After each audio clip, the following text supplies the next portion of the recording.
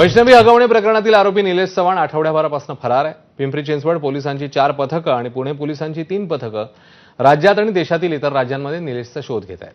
त्याचा पत्ता काढण्यासाठी तांत्रिक मदतही घेण्यात येते। निलेश चव्हाणवर वैष्णवीला आत्महत्येस प्रवृत्त केल्याचा आणि बंदुकीचा धाक दाखवत वैष्णवीच्या बाळाची हेळसांड केल्याचा आरोप आहे। निलेश हा वैष्णवीची नणंद करिश्माचा मित्र आहे। केवळ एवढंच नव्हे तर स्वतःच्या पत्नीचा छळ केल्याप्रकरणी 2022 मध्ये त्याच्या विरोधात गुन्हा दाखल झालाय।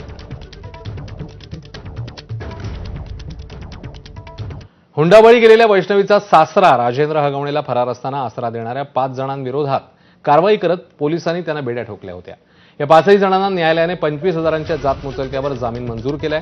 या 5ही जणांना काल न्यायालयीन कोठडी सुनावण्यात आलेली। हुंड्यासाठी वैष्णवी हगवणेचा सासरच्या मंडळींकडून छळ होत होता आणि या त्रासाला कंटाळून वैष्णवीने 16 मे रोजी गळफास घेऊन आत्महत्या केली होती।